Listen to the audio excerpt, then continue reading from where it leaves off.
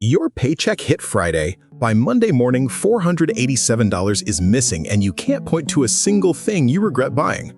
No big splurge, no "I messed up" moment, just receipts that look normal and still don't add up.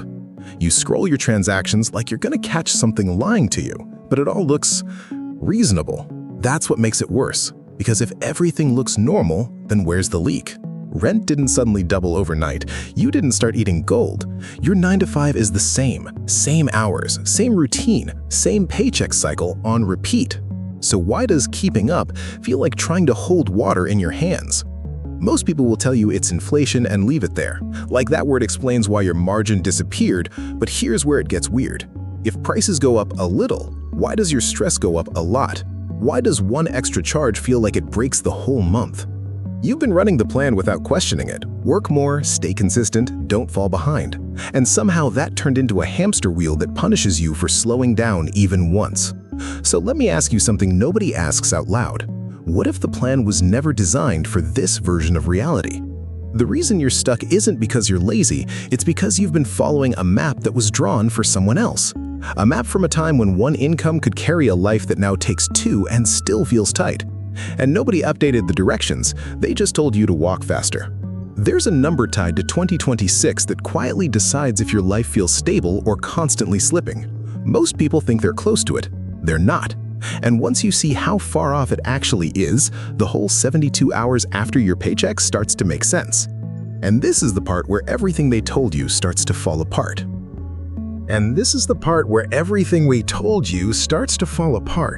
Because nothing broke. It all still works, just worse. You check your bank app before buying groceries like it's a reflex now. Not dramatic, just automatic, without you even noticing. You skip the extra item, you pack lunch, you talk yourself out of the $5 coffee like that's the difference. And for a second, it feels responsible, like you're in control again. But zoom out a little. Why does doing everything right still feel this tight? Why does discipline feel like it's barely keeping you above water? It's not that you're failing, it's that the game is rigged against your time. Every hour you trade in your 9 to 5 buys you less than it did before. Not all at once, that would be obvious. It's slower than that, invisible. It shows up as that low-level anxiety that never fully turns off, the weight in your chest every Sunday night when you realize the cycle is about to restart. The blur of Mondays turning into Fridays, turning into years, and nothing actually loosening, just tighter margins, less breathing room. So you push harder, that's the instinct. Pick up extra hours, stay late, say yes more often. And the worst part? Most people respond by leaning harder into the exact thing that's draining them, like speeding up on a treadmill that's already set too fast. Because the trap doesn't look like failure, it looks like stability that's slowly being squeezed. Bills paid, lights on, nothing collapsing, just quietly draining your future. Designed to feel normal, designed to be ignored. There's a moment people think they've figured it out. Earn a little more, cut a little more, and it balances out. Sounds right, feels logical. And then a single expense wipes out months of that effort like it never happened. So you adjust again and again, without you even noticing what it's costing you in time. Because every small decision steals seconds, and those seconds stack into years. And once those years are gone, they don't come back. And we still haven't touched the number that decides all of this.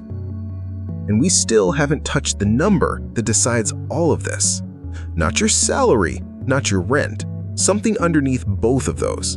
Because the pressure you're feeling isn't random, it follows a pattern. And once you see it, that $487 disappearing in 72 hours stops looking like bad luck. We've been trained to treat the symptoms. Nobody told us to look at the disease. Cut spending, work more, stay disciplined. That's what you've been told your whole life, right? And here's the part that gets strange.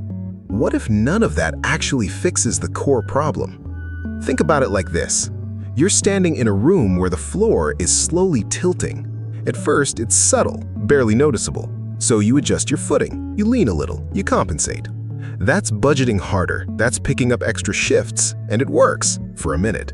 But the floor doesn't stop tilting. It never does. So now you're not just standing, you're bracing. Every decision takes effort. Every dollar needs justification. And that low-level hum of anxiety you felt earlier, that's your body realizing something isn't right. Stay with me here because this changes everything. The old map told you money was about behavior. Spend less than you earn, save the difference, repeat. Clean, simple, logical. But reality doesn't feel clean anymore, does it? Because the new truth lives somewhere deeper. It's not just what you do with money, it's what money is doing to you over time, hidden in plain sight, and almost nobody talks about it in a way that actually lands. This is where it stops being theory. Your paycheck isn't just income, it's a timer. Every dollar you earn is tied to hours you can't get back, and the value of those hours is quietly shrinking. Not dramatically, that would trigger alarms. It's slower than that, controlled. Like a subscription you forgot you signed up for, charging you more every month, without you even noticing. That's the script. You think you're making independent choices, but the options in front of you were pre-selected long before you got there. School leads to job, job leads to lifestyle, lifestyle locks in expenses. And here's the part nobody tells you. Once your expenses lock in, your freedom shrinks. Not overnight, gradually, until saying no to your job doesn't feel like a choice anymore. It feels like a risk you can't afford. That's the disease. Not debt, not spending, not even inflation by itself. It's the way your time gets priced lower and lower while your life gets priced higher and higher, and you're stuck in the middle trying to close a gap that keeps widening. So when that $487 disappears in 72 hours, it's not about what you bought. It's about the fact that your time already lost that value before you even spent it. Let that sink in for a second. Because this is the flip. You've been trying to control money when the system has been controlling the value of your time the entire time. And that changes how everything connects. Suddenly, working more hours doesn't feel like progress. It feels like pouring more into something that leaks faster every year. Suddenly, cutting small expenses feels small, because the real shift isn't happening at the coffee shop level. And this is where people get stuck. They sense something's off, but they can't name it. So they go back to what feels familiar. Budget tighter, work harder, repeat. The pattern resets. But you're not crazy for feeling this. You're not bad with money. You've just been looking through the wrong lens this whole time. A lens that makes the system look fair when it's anything but. And once you start seeing through that lens, you realize the game was never just about earning and spending. There's another layer underneath it. A layer that decides who stays on the hamster wheel and who steps off. But understanding the trap is only half the battle, because once you see how deep this actually goes, that's when things get interesting. Let's actually look at how this works, because once you see it, you can't unsee it. Picture your life like a subscription you didn't realize you signed. Every month it renews, automatically. Rent, food, insurance, everything. And the price? It doesn't stay still. It creeps up, quietly. You don't get a warning email, no pop-up asking if you want to continue. It just drafts from your time, from your energy, from your paycheck. And here's the kicker. The subscription renews whether you perform or not. Lose the job? It still bills you. That's the engine running in the background. It converts your hours into dollars, then converts those dollars into obligations. And once those obligations lock in, they don't care how tired you are. You've been trained to see this as normal. It isn't. Now here's the catch. Your income feels flexible. Work more, earn more, right? But your expenses, they behave like a contract, rigid, automated, always on time. So even when you get ahead, you're not really ahead. You're just temporarily above water in a system designed to pull you back down. And that feeling, that's the gap, the space between what you earn and what your life demands from you. And that gap doesn't stay the same. It widens, slowly, quietly. Like that floor tilting from earlier, except now you can see the angle. Stay with me here. Let's say you get a $5,000 bonus at work. Feels good, right? You earned it. You relax a little, maybe upgrade something small. Your brain goes, finally, breathing room. This is exactly where 99% of people get stuck. Because psychologically, it feels like progress, like you're moving forward, like the system just rewarded you. That little dopamine hit, it's real, it matters. But notice what's missing here. The system doesn't treat that $5,000 like progress. It treats it like fuel. Fuel that gets absorbed into the same engine that was already running. Bills adjust, lifestyle nudges upward, expectations shift. Not dramatically, that would scare you. Just enough to feel deserved, just enough to feel normal. And then 1 month later, that extra money is gone, right back to the same pressure. This is how they get you. Not by taking everything, but by letting you feel like you're winning for a second, then resetting the baseline, quietly. Think about that 72 hours after your paycheck hits, that moment where money just disappears. It's not random. It's the subscription renewing across multiple directions at once. All those small charges, that's the system collecting. And you don't question it because each piece looks reasonable. Rent makes sense. Groceries make sense. Bills make sense. Individually, nothing feels broken. But together, it's draining you. Now here's where it gets uncomfortable. The harder you work, the more fuel you feed into this system. More income often leads to more commitments. More commitments mean less flexibility. That raise you wanted? It often comes with a lifestyle adjustment you didn't consciously choose. A better apartment, a financed car, slightly higher standards, and suddenly your new level costs more to maintain. That's the lever. The system nudges you upward just enough to lock you in deeper. Not trapped in a dramatic way, trapped in a way that feels like progress. Hidden in plain sight. That's the phrase that should stick with you, because none of this is secret. It's just never shown to you all at once. And here's the part that stings a little. You've been optimizing inside the system instead of questioning the system itself.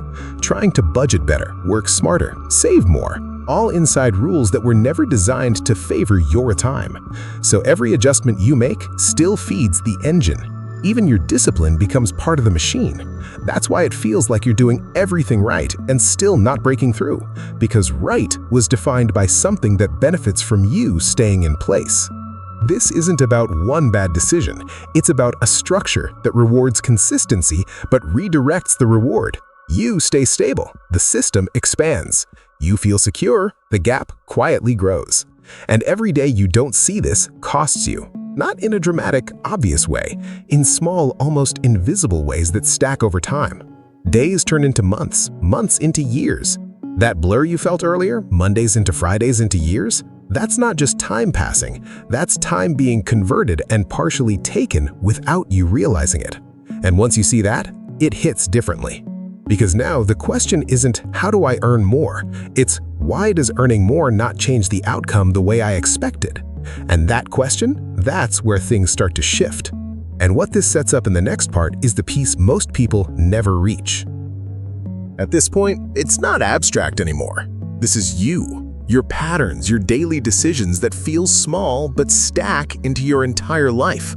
The way you check your paycheck and instantly start allocating it before it even lands. The way doing well just means nothing broke this month. That's your default setting. Not something you chose, something you inherited. Work, earn, spend, repeat. Keep things stable, don't fall behind. And here's the part that gets uncomfortable. You've been running a version of yourself that was preloaded by a system that profits from your predictability.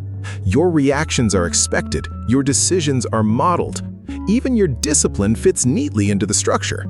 You've been consistent inside someone else's design. And once you see that, it's hard to unsee. Because now every choice starts to feel different. Not heavier, just more real. Stay with me here. Think about your operating system, not your phone, you. The internal code that runs your decisions without asking you. What feels normal? What feels risky? What feels smart? That code was written a long time ago. School, parents, culture, the 9-to-5 path. It built an architecture in your head that defines what money means. And that architecture hasn't been updated, even though the world has. This is where the shift starts. Not with what you do, but with how you see. Because if your lens stays the same, every action loops back into the same result. You can't outwork broken code. A worker looks at a paycheck and asks, what can I buy? An owner looks at the same paycheck and asks, what can I build? Same money, same moment, completely different trajectory. And here's the part nobody tells you. That question runs automatically based on your internal narrative. You don't consciously choose it.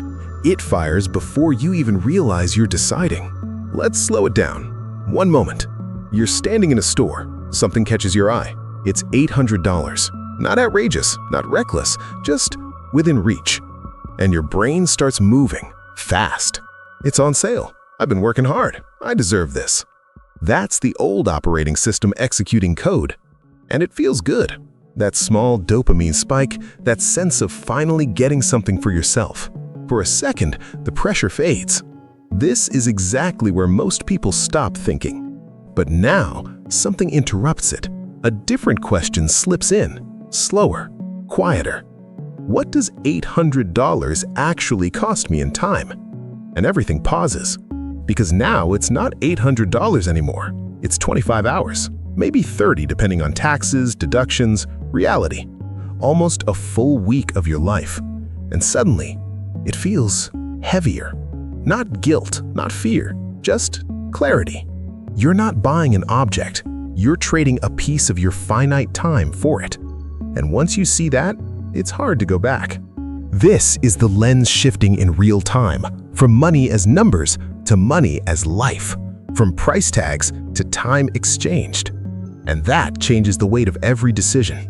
Now here's where it gets isolating, because most people around you are still running the old code. They'll say you're overthinking it. They'll tell you to relax, enjoy life, stop being so intense. And they're not wrong from their perspective. Their operating system hasn't updated yet, so your behavior looks strange, out of place. This is exactly where people revert, because fitting in feels easier than seeing clearly. Going back to automatic decisions feels comfortable. No friction, no second guessing. Just flow with the system. But something's different now. You've seen the pattern. You've felt the gap. You understand the engine doesn't slow down for you. So even if you try to go back, it won't feel the same. That $800 won't look like just $800 anymore. That paycheck won't feel like pure progress. That Sunday night wait will have a name. And here's the quiet shift nobody talks about. You start feeling less reactive and more deliberate. Not excited, not hyped, just steady. Like you've got your hands on the wheel for the first time. Not perfectly, not confidently, but intentionally. And that changes how you move. Because now you're not just surviving the system, you're observing it while you're inside it. That awareness, it's subtle, but it compounds differently than money ever could. And for a second, it almost feels like you've arrived somewhere, like you finally get it, like this clarity alone separates you from the loop. This is where most people pause. But there's still one question sitting underneath all of this. A question that decides whether this awareness actually changes anything or just becomes another thought you carry. And it's the only question that matters now. It all comes down to one question. Are you an owner of your time, or are you just operating inside someone else's plan? Not in theory, in your actual day, your actual decisions. Because the script doesn't care what you believe, it cares how predictable you are. And right now, it knows your next move before you make it. The exit isn't loud. It doesn't start with quitting your job or flipping your life overnight. It starts the moment you stop reacting the way the system expects. A quiet shift in your internal architecture, where your trajectory stops being automatic. And if that sounds small, that's the trap again. Because maybe later feels harmless, but it's a slow-motion trade where your finite time keeps getting exchanged without you noticing. Until one day, you look up and recognize this exact moment as the point where things could have gone differently. Two paths from here, both calm, both believable. One where this awareness becomes steady control, subtle but real. And one where the weight fades just enough for you to slip back into the familiar loop. Almost free, almost ready, almost there. The question isn't whether you see it now, it's what happens next before the system resets.